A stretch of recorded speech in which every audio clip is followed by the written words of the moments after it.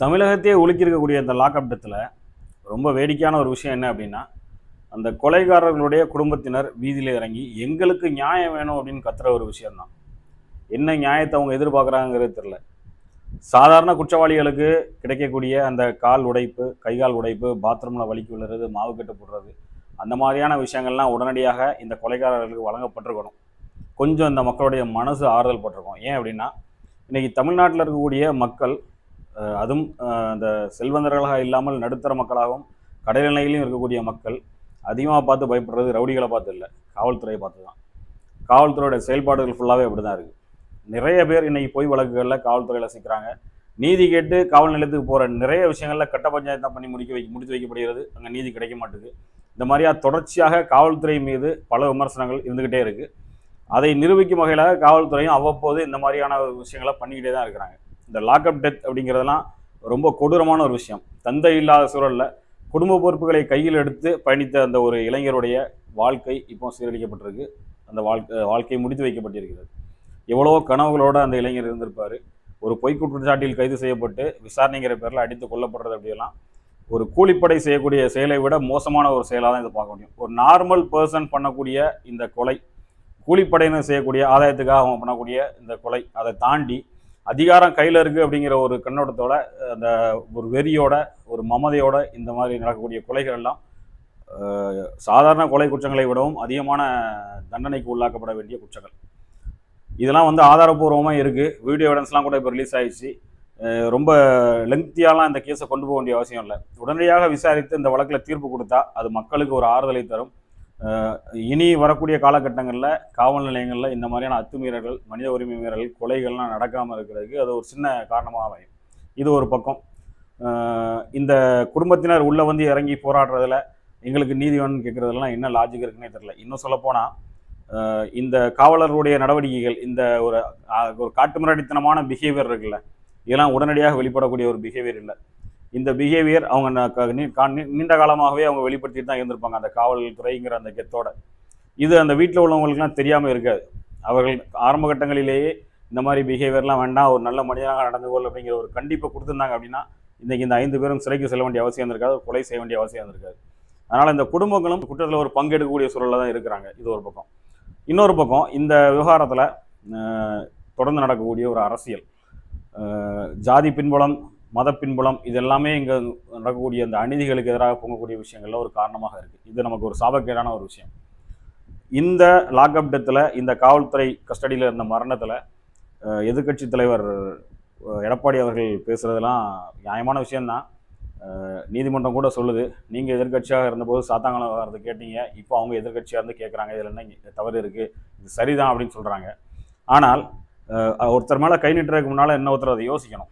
இந்த ஒட்டுமொத்த விவகாரத்துலையுமே பின்னால் நம்ம இன்னொரு விஷயத்தை பார்க்குறோம். என்ன அப்படின்னா, அதிகாரம் அப்படிங்கிற ஒரு விஷயமும் சில நபர்களை காப்பாற்றுவது அப்படிங்கிற ஒரு விஷயமும் இதில் உன்னிப்பாக கவனிக்கப்படுகிறது.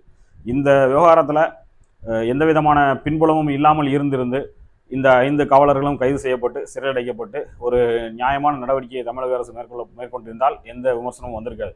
ஆனால் இதுக்கு பின்னால் சில பேர் இருக்கிறாங்க, அந்த சில பேரை காப்பாற்றுறதுக்கு இன்னும் இந்த அரசாங்கம் முயற்சி பண்ணுது அப்படிங்கிற குற்றச்சாட்டு தான் இங்கே பிரச்சனையாகவே இருக்குது. அந்த சாத்தாங்குளம் விவகாரத்தில் கூட இந்த மாதிரியான ஒரு குற்றச்சாட்டு இல்லை.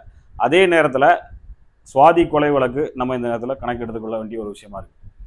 இந்த சுவாதி கொலை வழக்கில் ஒரு அப்பாவியான ராஜ்குமார் கைது செய்யப்பட்டு குற்றவாளியாக அடையாளம் காட்டப்பட்டு, குற்றம் சாட்டப்பட்டவராக அடையாளம் காட்டப்பட்டு சிறைக்கு செல்லப்பட்டு சிறையில் வச்சு, அதுவும் ஒரு கஸ்டோடியல் டெத்து தான். காவல்துறையில் வச்சு செத்தா மட்டும்தான் அது கஸ்டோடியல் டெத்துங்கிற மாதிரி பார்க்க முடியாது. சிறைத்துறையில் இருந்து செத்தாலும் அது கஸ்டோடியல் டெத்து தான். அதுவும் ஒரு கொடூரமான கொலை. ஒரு அப்பாவி இளைஞன், பல கனவுகளோடு எதிர்காலத்தை திட்டமிட்டிருந்த ஒரு இளைஞன் செத்தது. அதெல்லாம் நேரடியாக ஓபிஎஸ் நேரடியாக இறங்கி அதை பைசல் பண்ணி முடிச்சாரு, செட்டில் பண்ணி முடிச்சாருங்கிற மாதிரியான டாக் எல்லாமே உண்டு. தொடர்ந்து இந்த ராஜ்குமாருடைய வழக்கறிஞர் ராமராஜன் அவர்கள் தொடர்ந்து இந்த விஷயத்தை பேசிகிட்டே இருந்தாங்க. இன்னும் சில சமூக ஆர்வலர்களும் தொடர்ந்து விஷயத்தை பேசிகிட்டே இருந்தாங்க. ஆனால் அதில் நீதி கிடைக்கவே இல்லை. அதுலேயும் பின்னால் யாரை காப்பாற்றுறதுக்கு எடப்பாடி அவர்கள் இவ்வளோத்தையும் பண்ணார், எடப்பாடி அரசாங்கம் இவ்வளோத்தையும் பண்ணிச்சு அப்படிங்கிற ஒரு கேள்விக்கு இன்றைக்கு வரைக்கும் விடை தெரியாமல் இருக்குது.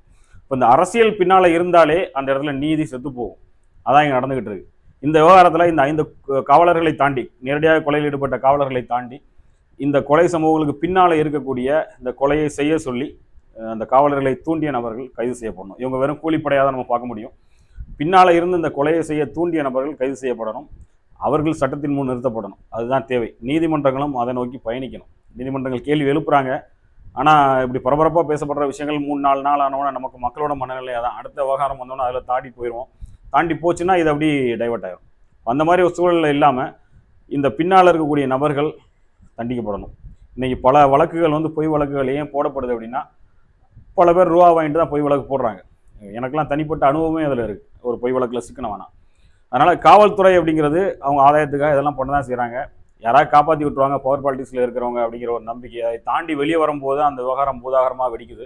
வெளியே வராமல் அப்படியே ஊற்றி மூடினாங்கன்னா அது ஊற்றி மூடப்படுறது தான். அந்த தேனியில் ஒரு மாணவன் ஹாஸ்டலில் இறந்தார் இல்லையா, எறும்பு கடிச்சு செத்ததாக ஊற்றி மூடினாங்களா அந்த கேஸ். அந்த மாதிரி விஷயங்கள்லாம் நிறைய போகுது. இதுக்கு பின்னால் ஜாதி அரசியலும் இருக்குது. இருந்தாலும் பொதுவாக நம்ம இந்த விஷயத்தில் 3-4 நாளில் இந்த விஷயத்தை கடந்து போகாமல் தொடர்ந்து இதில் அந்த பின்னால் இருக்கக்கூடிய நபர்கள் கைது செய்யப்படும் வரை அரசுக்கு அழுத்தம் கொடுக்க வேண்டிய கடமை மக்களுக்கு இருக்குது. ஏன்னா நாளை யார் இதில் விக்டிம் ஆகும், யார் பாதிக்கப்படும் அப்படிங்கிறதான் தெரியாது. நாளைக்கு ரோட்டில் போகிற ஒருத்தனை கூட்டு போய் காவல்துறை அடித்து கொள்ளாது அப்படிங்கிறதெல்லாம் வந்து உத்தரவாதம் இல்லாத ஒரு விஷயம். அதனால் இந்த விஷயம் தீவிரமாக பேசப்பட வேண்டும். இன்றைக்கி இந்த நடந்துருக்கக்கூடிய இந்த விஷயம் இது ஆதாரபூர்வமாக வெளியே வந்திருக்கு. இப்போ ஒருவேளை இந்த சிசிடிவி ஃபுட்டேஜ்லாம் வெளியே வரலன்னா இது இந்த அளவுக்கு பேசப்பட்டிருக்காது. ஒரு நல்ல வேலையாக சிசிடிவி ஃபுட்டேஜ்லாம் வெளியே வந்திருக்கு. இது தமிழ்நாட்டில் நடக்கக்கூடிய கடைசி கஸ்டோடியல் டெத்தாக இருக்கணும். அதுதான் வந்து மக்களோட எதிர்பார்ப்பாகவும் இருக்குது. நாளைக்கு காவல் நிலையத்துக்கு போகிறதா இருந்தால் ஒரு அச்ச உணர்வோடு மக்கள் போகக்கூடாது. அங்கே நீதி கிடைக்குங்கிற ஒரு நம்பிக்கையோடையும் பாதுகாப்பு உணர்வோடையும் மக்கள் காவல் நிலையத்துக்கு போகக்கூடிய ஒரு சூழல் உருவாகணும். அதை உருவாக்க வேண்டிய கடமை தமிழக அரசுக்கு இருக்குது. அதனால் நம்ம அந்த ஒரு வாரத்தில் இந்த விஷயத்தை கடந்து போகாமல் இதுக்கான நீதி முழுமையாக கிடைக்கும் வரை குரல் கொடுப்போம்.